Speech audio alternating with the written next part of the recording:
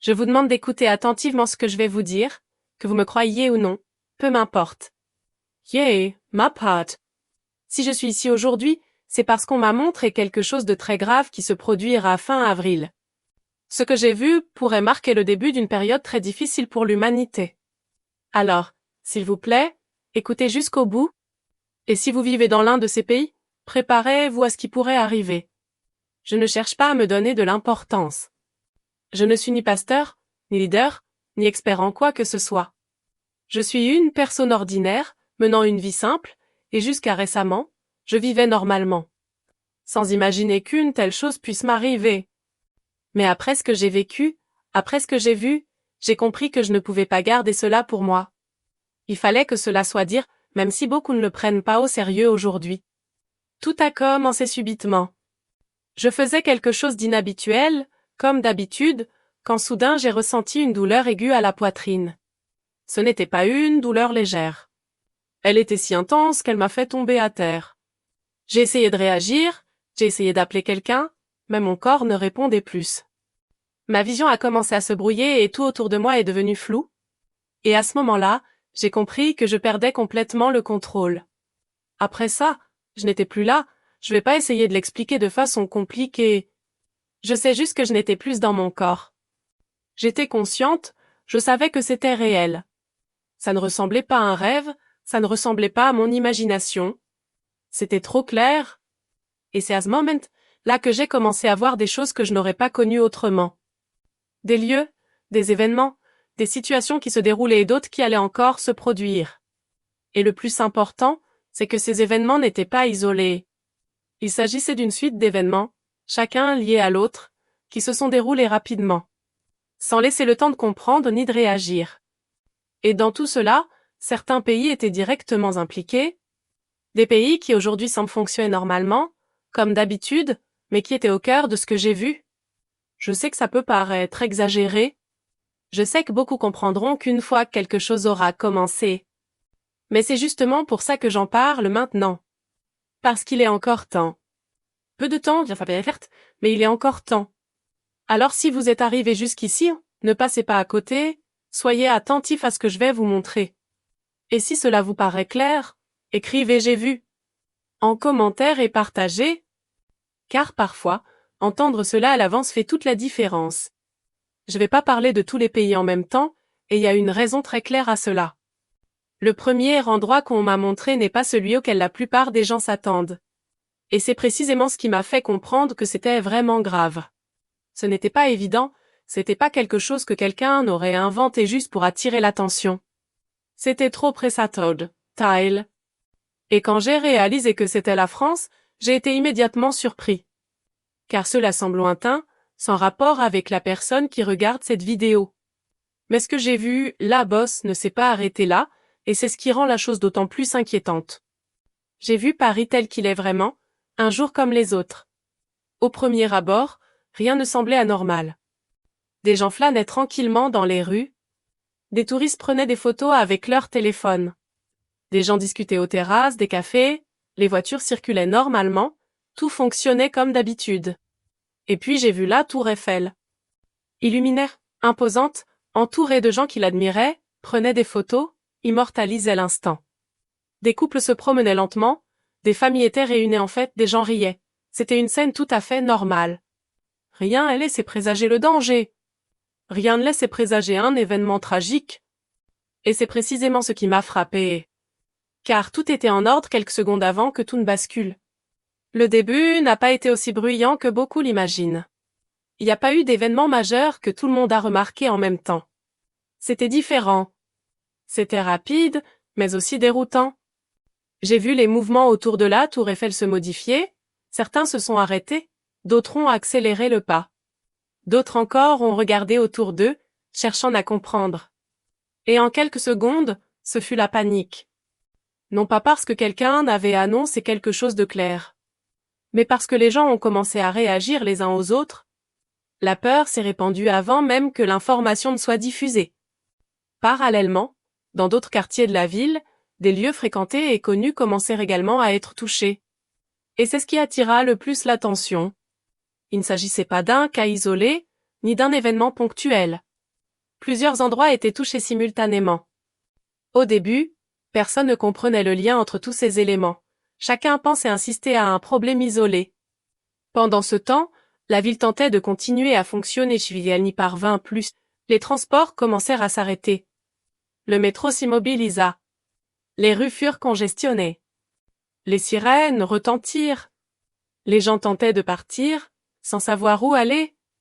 Ils consultaient leur téléphone portable, cherchant des informations qui n'étaient pas encore parvenues. Et à cet instant, la routine laissa place à l'attention. L'attention se mua en peur réelle. Ça n'était plus du doute. C'était la certitude que quelque chose n'allait pas, que quelque chose de grave se passait. Et c'est à ce moment précis que j'ai compris l'essentiel de cette vision. C'était pas seulement ce qui se passait, c'était le manque de préparation de la population. Personne ne s'y attendait. Personne ne savait comment réagir. Et quand un tel événement se produit dans un lieu central, fréquenté et bondé, il se propage rapidement. Bien plus vite que n'importe quel avertissement. Et en observant la scène, une certitude s'est imposée à moi, c'était pas la fin. C'était le début. Et la scène suivante qui m'a été montrée ne semblait pas aussi lointaine que la France, elle paraissait bien plus proche. Et bien plus difficile à ignorer. Après ce que j'ai vu en France, je n'ai pas eu l'impression que c'était fini. Au contraire. C'était comme si c'était que le début de quelque chose de plus grand. Et cela m'est apparu très clairement à ce moment-là. Car il n'y a pas eu de pause, pas le temps de digérer pleinement ce qui s'était passé, la série s'est poursuivie. Et quand on m'a montré le pays suivant, je l'ai perçu différemment. Il ne semblait plus lointain. Il ne semblait pas être quelque chose qu'on voit et qu'on oublie. Il semblait plus proche, plus familier, quelque chose qui pourrait avoir un impact direct sur beaucoup plus de gens. Le pays suivant était le Mexique. Et la première chose qui m'a frappée, c'est que tout semblait normal au premier abord, comme en France. Les rues étaient pleines de monde, les gens travaillaient, la circulation était normale. Les magasins étaient ouverts, chacun vaquait à ses occupations sans se douter de ce qui allait se produire. Mais il y avait une différence. Ici, on ne ressentait pas un chaos imminent, c'était une tension palpable. Comme si quelque chose était retenu et prêt à exploser à tout moment. Et quand ça a commencé, ce n'était pas anodin. J'ai vu le sol trembler violemment. Ce n'est pas une escousse qu'on ressent et qu'on ignore. C'était le genre de tremblement qui paralyse tout instantanément.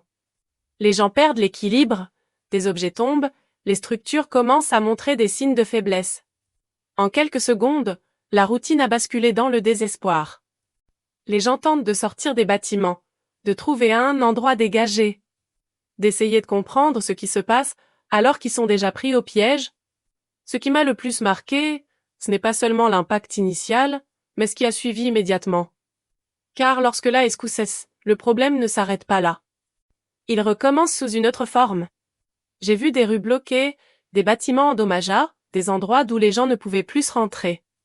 Les communications étaient coupées, les gens tentaient en vain d'avertir les autres. Et cette situation a créé une confusion totale, personne ne savait vraiment quoi faire. Et là, j'ai constaté un schéma récurrent. Tout comme en France, le plus gros problème n'était pas l'événement lui-même, mais le manque de préparation. Quelques secondes auparavant, les gens vaquaient à leurs occupations habituelles. Et quand tout a commencé, il n'y avait plus le temps de réagir au mieux. Chacun a réagi comme il pouvait, sans directive, sans information claire, ce qui n'a fait qu'amplifier la situation. Et en voyant cela, une certitude s'est imposée. Cela n'allait pas s'arrêter là, il ne s'agissait pas d'un pays confronté à un problème isolé. C'était une série d'événements qui se poursuivaient. Et ce qu'on m'a montré ensuite ne se limitait pas à un impact physique. C'était quelque chose qui touchait encore plus de gens, d'une manière plus difficile à maîtriser. Et une fois que ça commence, il est impossible de l'arrêter rapidement. Après ce que j'ai vu au Mexique, je cherchais plus à savoir si c'était réel ou non. Ce doute initial s'est tout simplement dissipé. Il restait une sensation différente, plus lourde, plus difficile à ignorer. Car ce n'était plus une scène isolée. C'était une suite qui se déroulait sous mes yeux. Une chose en entraînant une autre sans me laisser le temps de reprendre mon souffle.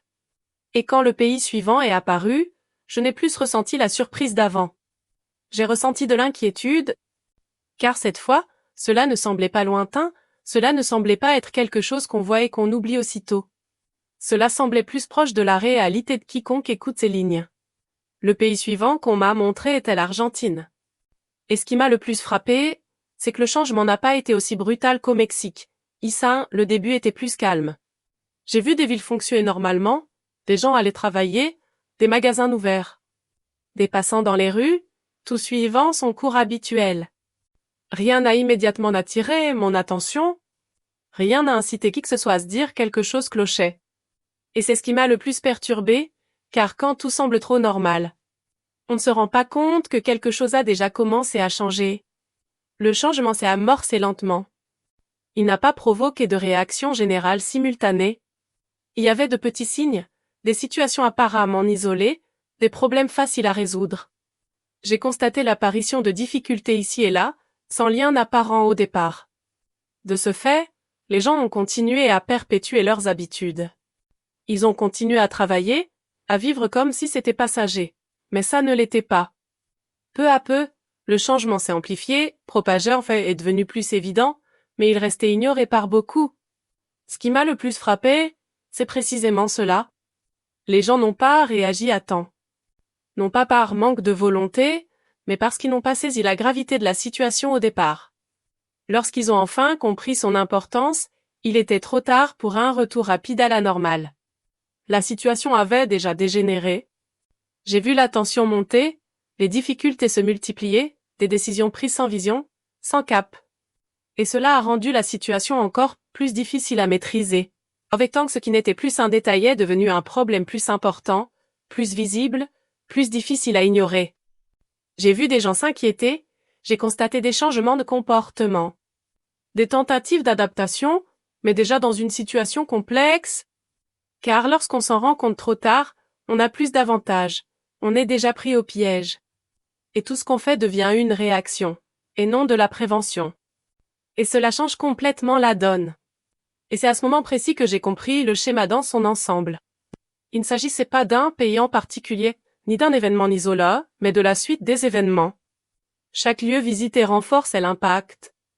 Et lorsque le pays suivant est apparu, j'ai compris qu'il s'agissait du point culminant de tout ce que j'avais vu jusque-là. Ce n'était pas une simple étape, mais le moment où tout s'est éclairé. Après ce que j'ai vu en Argentine, il m'est apparu clairement que l'intensité ne faiblissait pas. Chaque pays présenté ne se contentait pas de répéter le précédent, il intensifiait la situation. C'était comme si chaque étape préparait la suivante. Et lorsque le pays suivant est apparu, je l'ai immédiatement ressenti. Ce n'était pas une surprise. C'était un poids. C'était le sentiment des troqueurs de tout ce que j'avais vu jusqu'alors.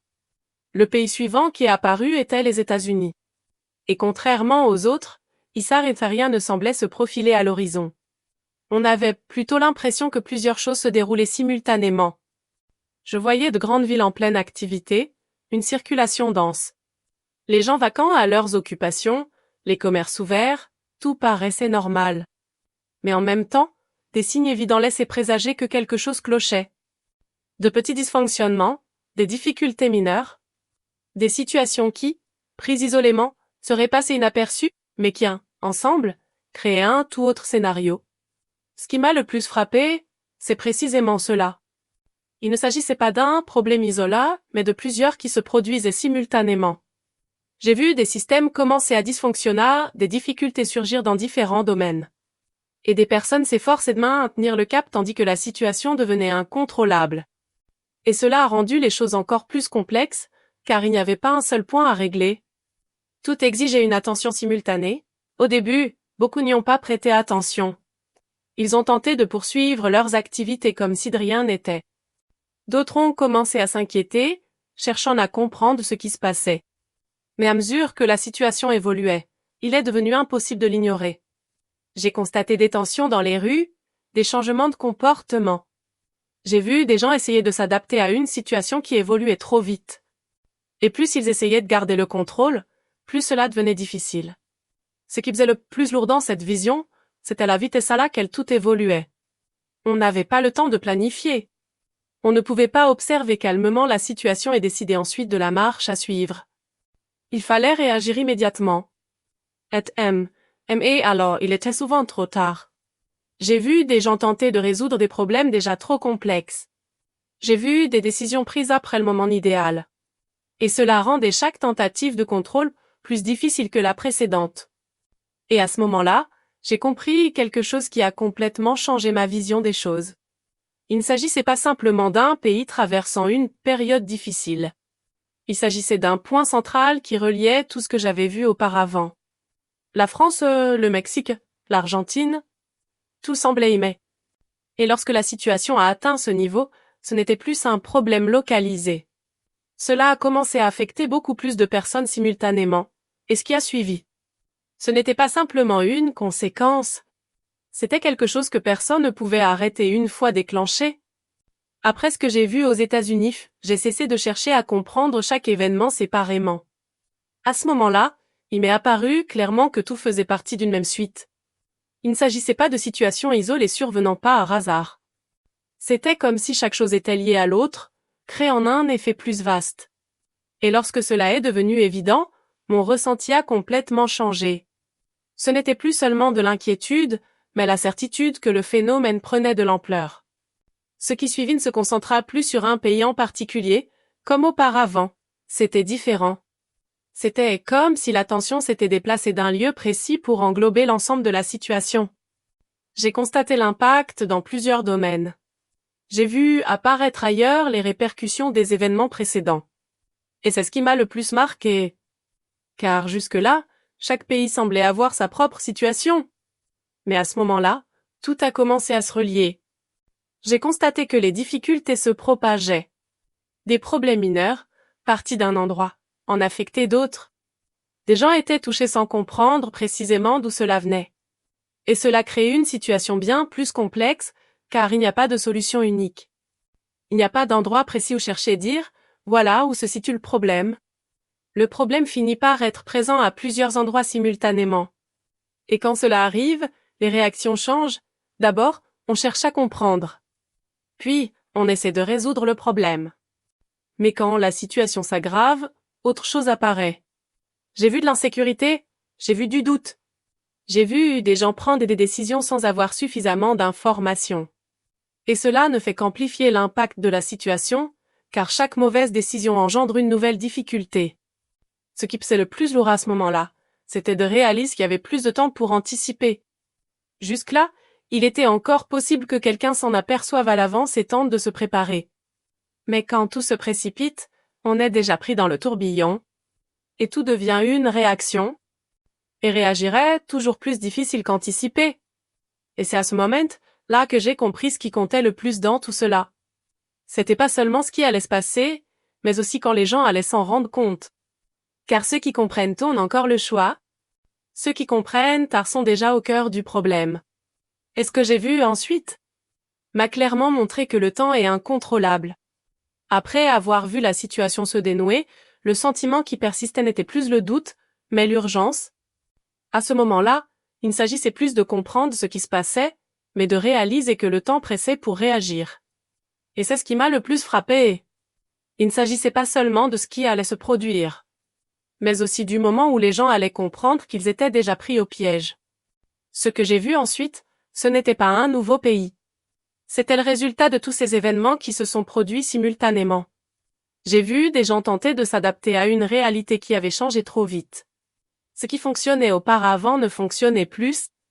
Des situations simples sont devenues compliquées. Et cela ne s'est pas produit d'un coup. C'est arrivé progressivement, créant une pression constante. Et quand la pression persiste, les gens commencent à faire plus d'erreurs. J'ai vu des décisions prises à la hâte, sans avoir le temps de réfléchir. J'ai vu des gens tenter de se sortir de situations délicates sans savoir où aller. J'ai constaté une difficulté croissante à accomplir les tâches les plus élémentaires du quotidien. Et cela change tout. Car lorsque les fondamentaux font défaut, tout s'effondre. Là il ne s'agit plus d'éviter le problème, mais de le gérer au mieux. Ce qui m'a le plus frappé, c'est de réaliser à quel point tout dépendait du moment où chacun comprenait la situation. Ceux qui comprenaient plus tôt avaient un avantage certain, ils pouvaient agir plus vite. Se préparer d'une manière ou d'une autre. Mais ceux qui tardaient, qui ignoraient les signes, se retrouvaient pris au piège, sans le temps de réagir. Et c'est pourquoi je le dis maintenant. Car il y a toujours une différence entre savoir à l'avance et savoir après coup.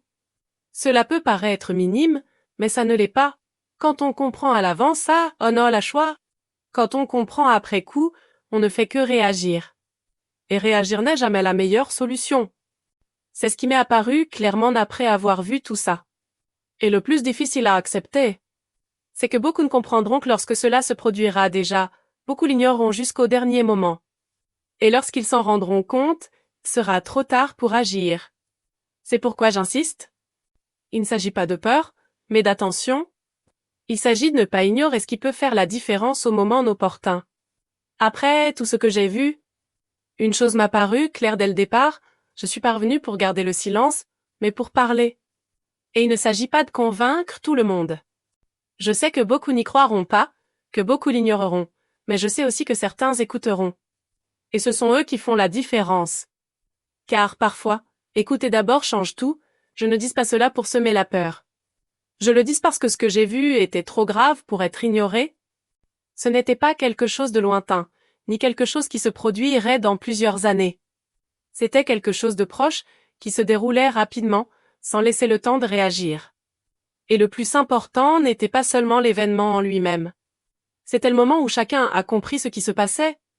Si vous êtes arrivé jusqu'ici, vous avez déjà fait quelque chose que beaucoup ne font pas, vous avez pris le temps d'écouter, et cela change déjà votre façon de réagir.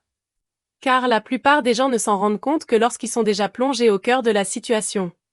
Et quand cela arrive, tout se complique. Ce n'est pas impossible, mais c'est beaucoup plus compliqué. Ce que j'ai vu ne concernait pas seulement les lieux. Il s'agissait des gens. De la façon dont chacun réagit face à un changement trop rapide, certains l'ignorent. D'autres prennent leur temps. Et certains le perçoivent rapidement. Ce sont ces derniers qui agissent avec le plus de lucidité. Non pas parce qu'ils savent tout, mais parce qu'ils n'ont pas ignoré les signes. Je peux pas vous le prouver maintenant. J'en suis conscient. Mais je sais aussi que lorsque les choses commenceront à se produire, vous vous souviendrez de ce que vous avez entendu ici. It's common. Là, vous aurez deux options, ignorer à nouveau. Ou agir différemment. Et ce choix aura une importance plus grande qu'il n'y paraît. Alors, soyez attentifs. Ne considérez pas cela comme une simple vidéo. Ne vous contentez pas d'écouter et d'oublier. Si quelque chose vous semble pertinent, prenez-le au sérieux, observez, restez vigilant. Et si vous connaissez quelqu'un dans les pays que j'ai mentionnés, n'hésitez pas à partager l'information. Parfois, l'épreuve venir à l'avance peut faire toute la différence. Si vous êtes arrivé jusqu'ici, écrivez je l'ai vu en commentaire et partagez ce message avec au moins une personne. Car parfois, un simple message au bon moment peut faire toute la différence.